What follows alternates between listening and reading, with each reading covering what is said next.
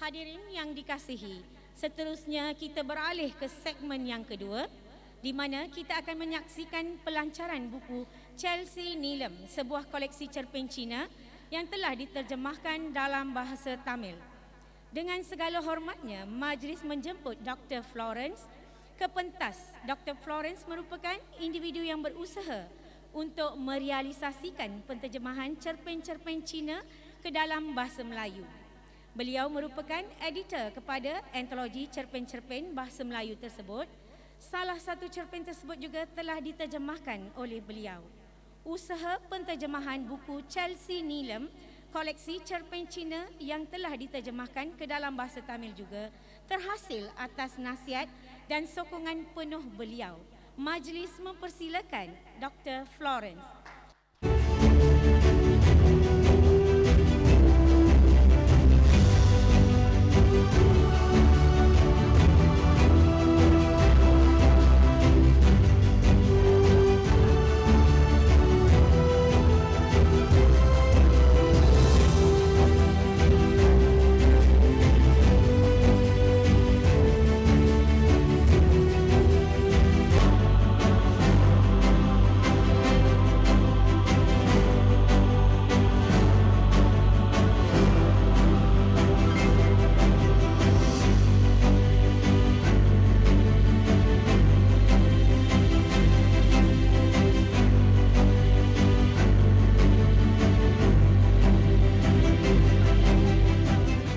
Perbincangan ini akan menyoroti aspek-aspek penting dalam terjemahan 7 cerpen penulis Cina ke dalam bahasa Tamil.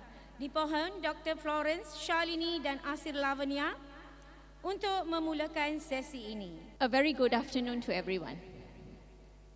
The event today is a history in a Malaysian Tamil literature translation platform. Never before we have such an extensive conversation been developed among multicultural writers in Malaysia. So today, Valinam resolved the problem. Let's give Valinam a big applause.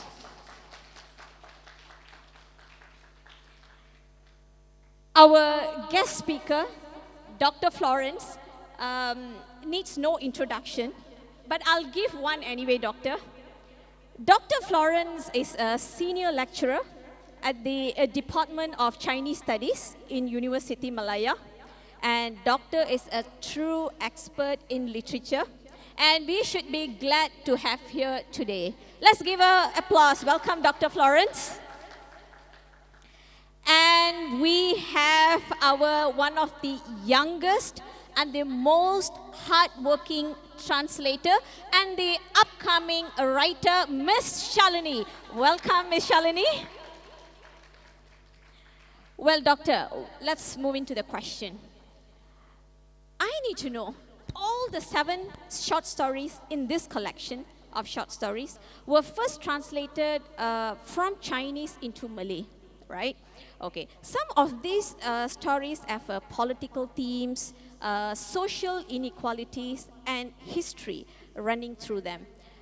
Is this common in Chinese short stories, or did you choose them for this collection because of any particular themes? If so, what made you decide to do that, Doctor? Okay, thank you, Valinam, for having this very great gathering. In fact, we have from Chinese Studies Department. Some are internationals from China all the way. Well, okay. Just now we talked about India. Now, okay, so we are here to witness the translation from the original text Chinese into Malay, and now through the eyes of the Malay into Tamil. And we are talking, that's very good. Talking about the themes, whether there is some consideration. Interestingly, Zakir and I, the initiator of the anthology, the first one, which is now has its spin-off in Tamil, we actually do not have a theme. You'll be very surprised, but it falls together.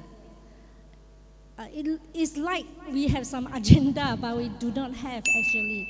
So what happened is my agenda at that time was Mr. Zakir was saying, you know, we have some funds and we can look for funds so that we can read what our neighbors are doing, you know, the Chinese, the Tamil. And in fact, at that time, Encik Zakir was already talking about translating Tamil literature, and I'm hoping to translate. And he said, we want to read the real story. And it was emphasized again in a gathering where I put together some Mahua literature, Malaysian Chinese literature, and the Malay language writers. Real story, what do you mean? So meaning we want to hear something that is prick our heart. Yes, doctor, exactly. So I didn't tell the authors, give us some real story. Okay. But they gave. So what happened is the writers, Tan Ching Sing, I chose him because he is about 70s. So he is the patriot who is still writing, and at that time, he has just gotten a very big literary award in Singapore. People are recognized. So I need to present that generation. And his story about the three-story in town, Bukit Metajam, which is a haunted house now.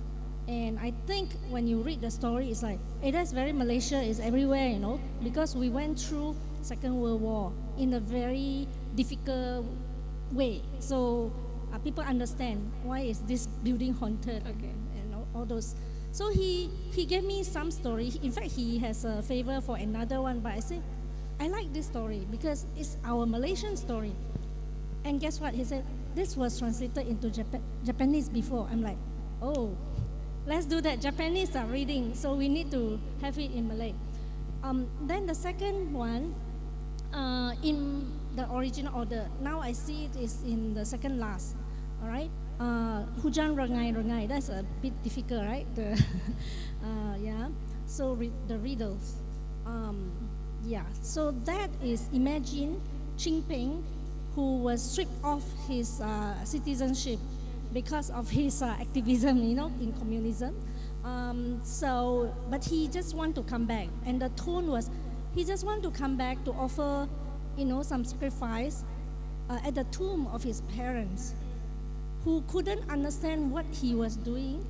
And because in Chinese, I think probably in other ethnic group as well, if you do not pay respect to your parents, you are not filial, you know, and it's a big thing.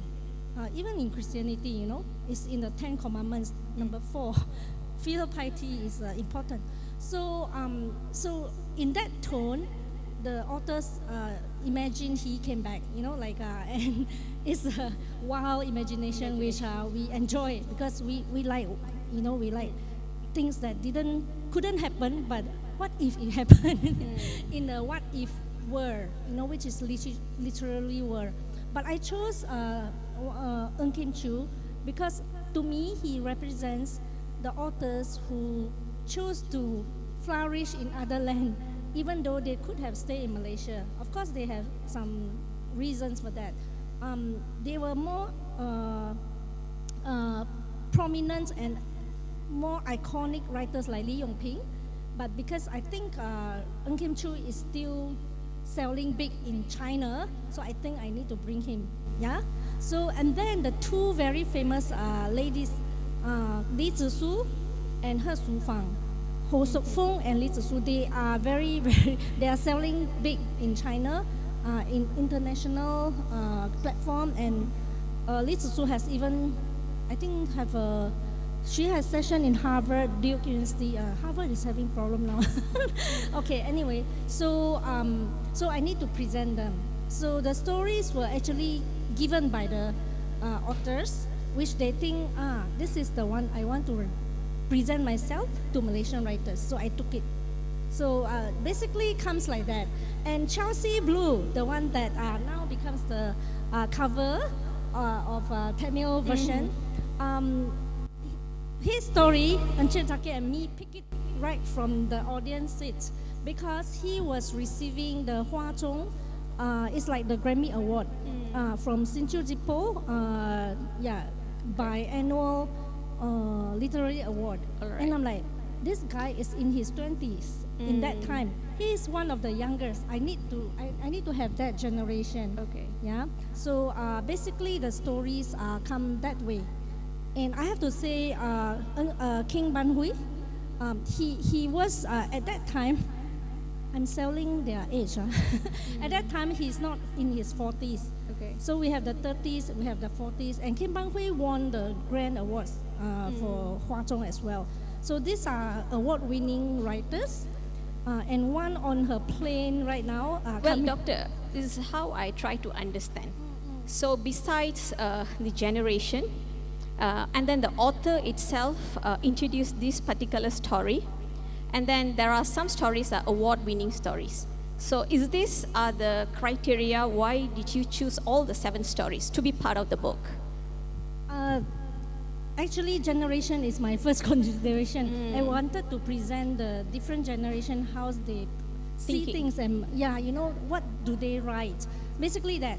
And if any theme that you see that emerge from there is a coincidence, but that speaks of what we are thinking, Well, doctor, we got your answer, so thank you very much. Ms. Shalini, could you please share with me and to the audience, how was your translation experience? I've heard that, given that you hadn't written any fiction or translation before. So what are the challenges did you run into with your first translation that you encounter? Okay, thank you for the question, Ms. Lavanya. First of all, good day to everyone. I have a small request. Actually, this was my first experience attending an English forum as a panelist. So in advance, if I made any mistake, please forgive me. I'll try to give my level best. I'll try to... Shalini, you see, we all are with you. So you no need to be afraid about anything. Okay, Right. sure. Okay, I'll tell. The question is about my experience and challenges, right? Yeah, exactly. Okay. The experience, it's really new, challenging, and I can say that it was an eye-opening experience to me. I think to explain about my experience, I have to mention a person who inspired me a lot in this field of writing. There are many people who inspire me a lot in this field of writing, but one person which I can relate with my experience is Mrs. Arunmozhi Nangai, or well known as Mrs. Aruna, writer Jayamohan's wife. So in her biography book, she got mentioned that she started her writing career with translation. In a biography book also, the story behind a desire to become a writer also quite interesting. She loved to read books. She wanted to involve in writing after she read a poem written by Emily Dickinson. After that only she felt that desire, but she didn't think about anything. She didn't think about who is going to read that book, or she didn't think about anything. She got that desire and she wants to write a book. So she got that desire, but she don't have idea to write. So the first step she took was she involved herself in translation. So gradually she involved herself in translation and translated many more write-ups, and now I think she is one of the respectful figure in the field of writing. So I think that translation process create a path for her to involve more in writing. So as I mentioned, she's my inspiration. I think this translation process also can create a path for me to involve more in writing field in future. And to be honest, I really feel motivated to involve more in translation in future. And I don't know, I can say it or not, I also got that desire to write a short story. As Ms. Lavanya mentioned before this, I don't have any experience in writing a short story. I've written essays and reviews, but I always think that writing a short story is not my cup of tea. I don't have that much of confidence or gut. But this translation process have taught me about the process, how to express the feelings in the short story, the techniques, the tone. So I've learned everything from this translation process. That's why I'm saying that it was an eye-opening experience to me. How about your challenges, dear? Okay, I would like to say a big yes for that question because I face a lot of challenges during this translation process. The first challenge is I don't have any experience in writing short stories. So actually this was my second attempt. For the first time I got work and translated one of the story of SM's Arcade. So during that first time my challenge is my language usage. I have too much of confusion in choosing a correct, appropriate word so that the translation can understand by the readers without any change of the meaning. So to be honest, My first draft was full of red marks. I was terrified and I was confused, but fortunately, with the help and guidance of Mr. Pandian, thank you, sir, Mr. Pandian and Mr. Naveen, I've managed to refine it. Okay, let's give an applause for Mr. Pandian once again. Okay, all right, you may continue now. Okay, so this time my challenge is not my language. Actually, this time the challenge is to convey the emotions in the story, to bring out the emotion that the original story holds. So that's the major challenge I've encountered this time. Because I think most of people thinks that translation is an easy process.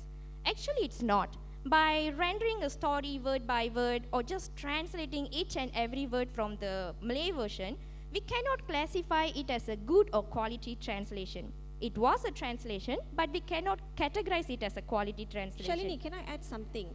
Are you talking about the AI translation and the Google translation, something like that? No. No, okay. Okay, so I've encountered this challenge this time because the story I've translated, it contains a lot of emotions. And the emotions are really very deep and it portrays in silent tone. So I have to bring all that emotion similar to the Malay version and also similar to the title, the story's title. The story's title also Nisabda Poludhu, which means silent moment. So I have to bring all that emotion in silent tone and I have to mention this thing. I want to bring that emotion because of Mr. Naveen also. Okay, the first instruction was given by Mr. Naveen to us was, he want us to convey the emotion. He don't want us to translate each and every word. So I kept that thing in my mind and I work on that. And with the guidance and help of Mr. Pandian and Mr. Naveen, I think I've managed to bring that. I have to say this thing also. Not only my story, each and every story from this collection have showed that real emotion. So that's the challenge, and I think that's the success of this collection also. So Shalini, do you trying to suggest me indirectly we should give an applause for Naveen as well? Yes, please. Yes, come, let's give an applause for our writer Naveen. Okay, that is such an amazing answer from an afraid girl. I try to understand this now. Thank you. Okay, Dr. Florence, I'm coming to you again. I found that the translation process for this collection was very challenging and certainly faced various constraints in terms of philosophy and culture. Doctor, you as one of the translator, so tell me, what experience did you gain while translating Chinese short stories into Malay? And what strategies, we wanted to know your techniques desperately, do you use to ensure the accuracy and fluency in your translation to be maintained? Oh, I answered that. May I know from Shalini, the emotions, which were the one that give you a lot of challenge? Just curious. Okay, actually the story, it's contained a lot of emotion, right? The pain of a helpless husband. Oh, okay, Kala Kasunyan. Kala Kasunyan, Oh, yeah. okay, the story's title is Kala Yeah, Kasunyan. that's the one that Okay. touched. I us a forgot to lot. mention that name in Malay, sorry. Sure. Okay, good. So emotions is one thing, right? Okay, but when we translate it, what happened is many of my team, the one I put together, they were Chinese, okay, bilingual, but I also do not simply choose translators. They are either they have done translation before or they are professional translators. The thing is, normally we don't get literally translation jobs, right? So they were doing other type of translation, commercial, whatever. So everyone who volunteered, they actually very scared in their heart. They're like, are we going to mess it up? Then we say, then what I say is, don't worry, we have Mr. Zakir behind us. Like you have a Naveen and Mr. Panit. So we said, so I said, we just do what natural come to us because we have the Malayu in us also. Maybe it's the Chinese Malayu, but it's Malayu. So you just let it flow, and that's it. So faithful to the text is number one, of course. And that is the one that sometimes I also have a little bit of argument with Mr. Zakir. But interestingly, I also learned from Mr. Zakir and Ho Suk Fung, whose translation into English won the award, English Pen 2019. And actually, authors normally hold a position in my understanding, authors is dead after the work is done. It can go having its own life. So for Ho So Fong, her translator is given the freedom to do anything, creative treason or whatever. There are things like that in translation. But for Mr. Zakir, basically semantic equivalence, we have no issue. Just that maybe the paragraphing, whether long sentence need to break down to short, things like that. That is the thing that we have a little bit of opinion, because if the original is, let's say, a chorus of people, you say one sentence, you, me. So in the original work, it might be one sentence like that. So do we group them into one paragraph? So that it makes more sense. Things like that. We work on that little thing, and that might be slightly different in form than the original, but it's presenting the same thing. There's one that I have big difficulties with this, the Chinese Muslim. We actually changed 2 translators. Yeah, the first translation was thrown out. We say sorry to the translator. Balik ke Rahmatullah, is it? Yes, Okay, balik ke, exactly. and I understand that you all have no issue because you all have, Indian Muslim, right? So you have the vocab. For us, I do have difficulties because I couldn't get a Chinese Muslim. So the first person tried to do the job, failed. Then the second one, actually we had 2 others, and then between 2, I was thinking of combining or just stay with one. Doctor, I have something. Could you please define more detail? What do you mean by failed?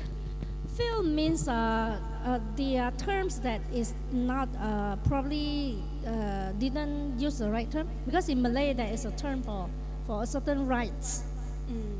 Talking about the burial and things like that, but it was maybe not accurate or even the wrong term, something like that.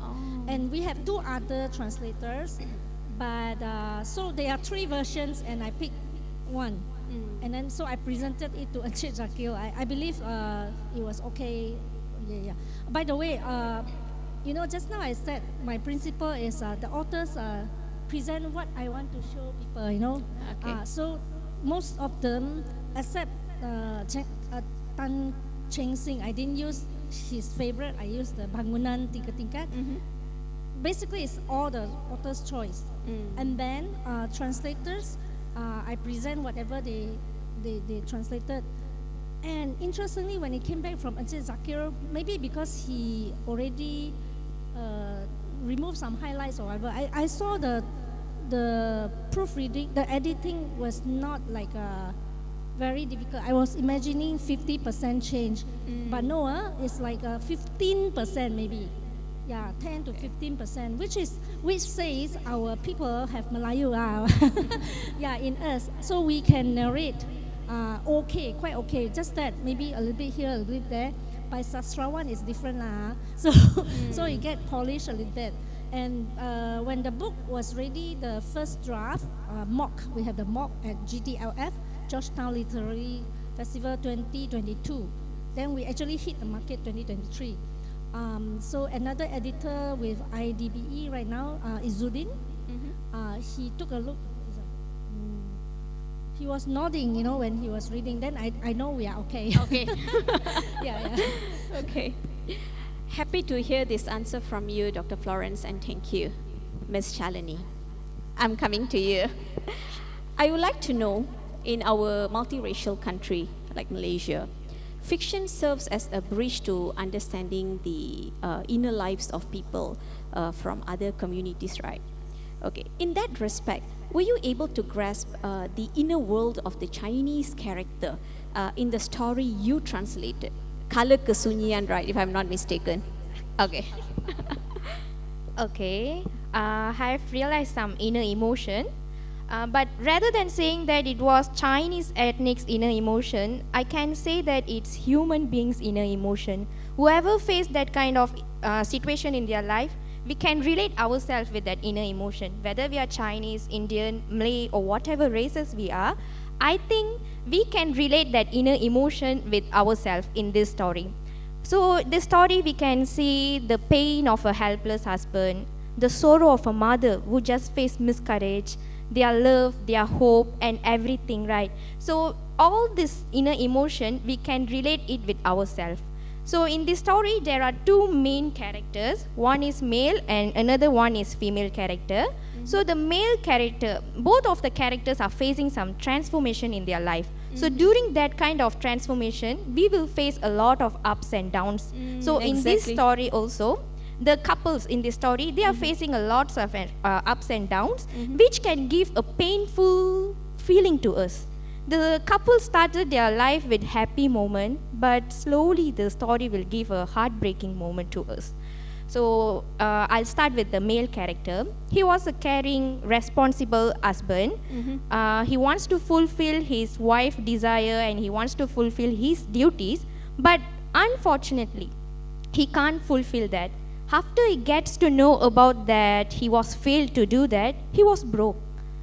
He showed all his anger towards a wall, towards the insect, which shows his helpless moment. It shows his sorrow and pain. Similar to the female character, she was bold, innocent, and a girl who always carries a childlike nature. But after the miscarriage, she lost herself. She lost that childlike nature. I think every woman, every girl have a dream to become a mother, right? So she lost that thing. She lost herself, she lost that childlike nature, and she dived into her loneliness.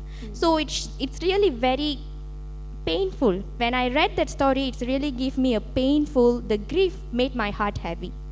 Actually, I read the story too. It's really quite impactful story, Kala Kesunyian. Can I add Really? one? Actually, this book was read by Yusuf Bakar. He's a playwright and attached with USM. That was a story that made him cry. And he wrote it in his Facebook. Yeah. Exactly, doctor. I'm too embarrassed to say that I cried too. Okay, I cried anyway. Okay, let's open the floor for question and answer session.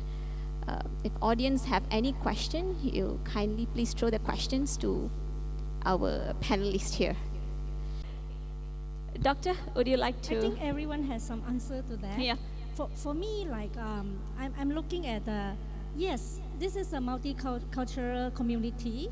Talking about Malaysia, and if you are coming from that point, all of us are educated in Malay. Why are we still writing in English, in Chinese, in Tamil? We should write in Malay, and we do not need to, translate Yeah. Malay word into Chinese. However, from the linguist point of view, we don't want all the expression of people to, a group of people, big group of people to disappear.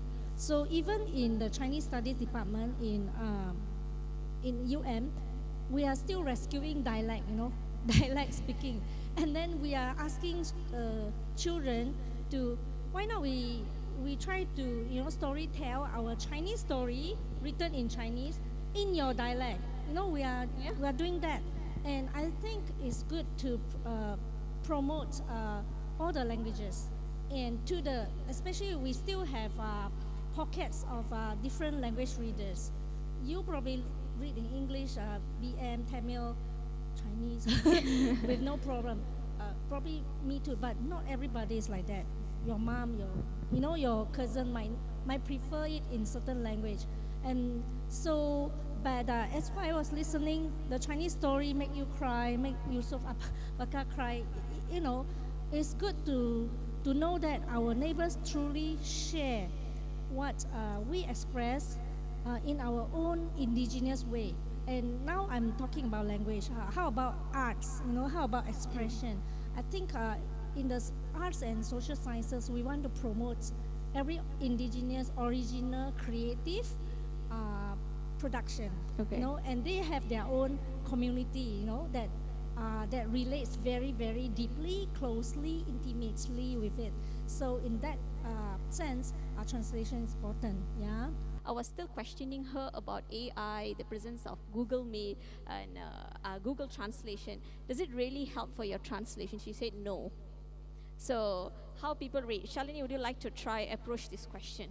So he doesn't satisfy with Dr. Florence's answer anyway.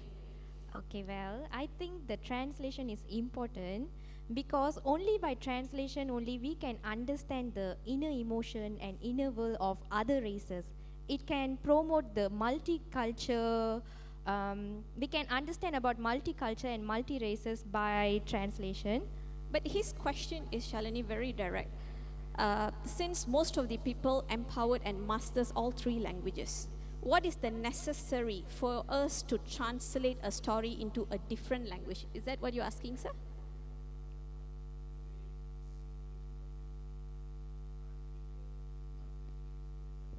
Yeah, I just rephrase it that. Yeah. I think it's worth so that we can understand their world, right? I think literature is making or creating a world for us to understand other people's opinion, other people's mindset, which I can say that literature is always creating a part for us to understand other emotions, which never did any judgmental. So that's important for literature, and I think by translation we can emphasize that thing in our daily life also. Doctor, would you like to say something? Yeah, I would like to add that if I have painted Birds of Paradise, can she still paint in her own way, like in different way? Actually, we are not understanding it conceptually. We are seeing it practically. If I have the story in Chinese, the row behind you, they will definitely pick it up.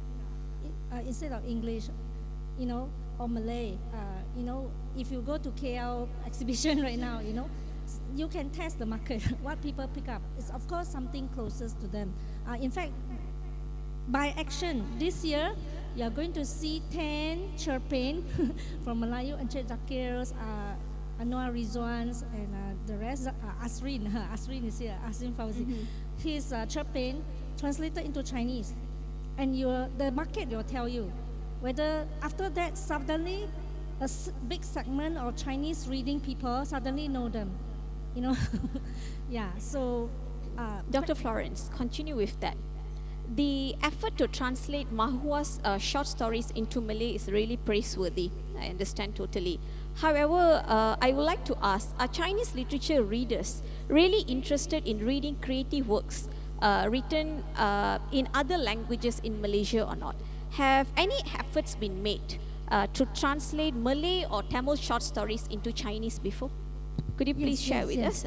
Yes, there is. In fact, in our main Chinese newspaper, Tan Cheng Sing and his batch, they have this, not only, they were introducing some cerpen, and then they write critiques about it. And it was published in a series in a Chinese newspaper. Wow. And in our Chow Fun magazine, which is a literary magazine, is also they have a special issue on Malay story, because it's something that writers, you do need to borrow, like cross-fertilization from each other, and you want to see what do you write about and things like that, what gimmicks you use, magic realism and whatever.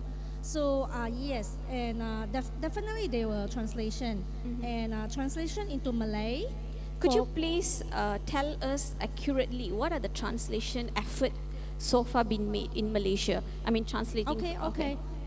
In the, I'm not too sure about the 70s and 80s, but I'm pretty sure about the 90s up to year 2003. Okay. By Dewan Bahasa Pustaka, there were translation. I forgot the title's name. There were a few anthology you can borrow in every public library. Okay. Chinese story into Malay. Then after that, there was some short story, a bit here, a bit there, on Dewan Sastra and so on, but not compiled into anthology. If they are, but they are not in the market. Some publisher, they just publish and give to friends who sponsor, so they are But not. from your perspective, So, Doctor. wait. Okay. Let me finish that. So between 2003 up to about 2018, that period of time, DBP was translating 4 great classics of China, not Malaysian Chinese story. Okay. It's the China's Journey to the West and things like that, the classics, because of the rise of China also. So 2018, there was a Taiwanese effort to translate it, but the circle is academic. So when Velinum, this is like you talk about in the Indian Affairs studies, right? They studies. translate that as academic, but when it's hit the people like this and this is interesting, because we are looking into the real readership. Okay. So I will say the 2018 is still academic, but when NC Zakir pushed for this, it's out 2022. I consider 2023 hit the market. Then I think this is a real thing. But I also noticed Pan Malaysia recently, very recent, just this month, is it, or last month? Yeah, Object of Desire. That's English translation of but that is outside your question. Your question is into Malay. Yeah. So far. And also Tamil, doctor. And Tamil. so far, we are hopefully it's the start of the ripple effect. All right. Yeah, there will be more efforts after that pick up by whoever who is genuine and sincere to generate literary readership and dialogues. Yeah, thanks. Thanks, doctor. Thanks a lot. Okay, Miss Shalini, my last question for you, dear. Understanding inner feelings allow us to change our perspective, right, on a community. Okay, so did these stories change your previous perceptions of the Chinese community? I think this is a very sensitive question. Let me see how you're answering. Yes, actually it's a sensitive question, but I'll try to answer. Rather than saying that it's my perspective, I can say it was stereotypical images. There have been some stereotypical images have been given for Chinese. For an example, people always say that Chinese ethnics are rich, wealthy, they run their family business, so they no need to struggle or they no need to face obstacle to earn money. Actually, it's totally wrong. We cannot give that kind of stereotypical images because they are also an ordinary people, they are also working very hard and they are also facing hardship. So the stories in this collection, it's really showed that pain because the stories in that collection, it shows the life of a middle class Chinese ethnic family and their pain. So we can lower Middle class, okay. Yeah. yeah.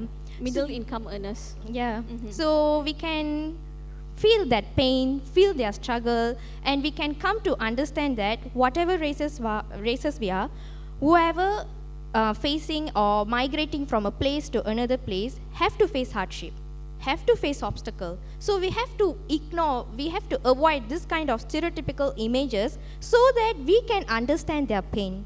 I think I can give an example from this collection. Yes, go ahead, Can? please. Yeah. Okay. One of the story from this collection is Chelsea Blue. I think I connect this stereotypical image with that Chelsea Blue because the father character, the male character from that story, he was forced to stop his education just because of the financial issue. He was sent to work at age of 15 so that his father can run his family. So at age of 15, he was sent to work, he struggled a lot, he earned money and he lost that money in football gambling. So after he lost that money, he runs away to Thailand border so to escape from moneylenders. Yeah. At Thailand border, he faced a lot of struggle. He don't even have a proper food to eat, proper place to stay until he wants to steal money from temple spawn. So it shows that struggle. It reflects one of the Chinese ethnic family. So we cannot simply say this kind of stereotypical image so that we cannot understand their struggle. Shalini, how old are you again? I'm Your 29. answers are so precise. Such a good answer, Shalini. Thank Actually, you. I was thinking the same way too. When I was being grow up, our parents usually will tell, okay, Chinese the most hardworking. You should follow their footsteps, and they are born to be rich. See, I guess all these are kind of a stereotype. After I've read all the stories, yeah, it's true. Can Thank I you. add into that the Chelsea Blue? I know at least 2% who went to Thailand begging. One is cutting my hair today. Yeah. And then one is our writer, Wang Tao. He actually went to, and then about the stereotype, my colleague, think you must be from rich family. I mean, no, me, my sister, my brother, we are sleeping on you know, like the papan, you know. So papan lapis. Black. And, yeah. Bunk bed. And we only have 2 rooms. Father, parents there, we here. That's how we, and my sister have rheumatism because the bed is like to the wall. So our feet is, you know, like to the wall, and it's not good, right, for the health. So not every Chinese is rich, okay? You only see a few icons, but the majority, especially that era, you know, those born like around 50s, 60s, 70s, we maybe 80s, we are from the lower middle, you know, but we are happy family lah. We are That's why we need hardworking people. translation. It's true, doctor. Thank you so much, doctor. You should, you know, like, you should have a gut to tell us that is in the big crowd. You know? Well, let's give a applause. Okay, thank you all for joining us today to celebrate the launch of this important translation. The hard work and dedication of our translator, especially Miss Shalini, have made these stories accessible to a wider audience, doctor. Trust me, yeah. Many people bought the book, okay. And we are incredibly grateful for their contribution. And Dr. and Miss Shalini, we are looking forward to sharing more translated works with both of you in the future. Right.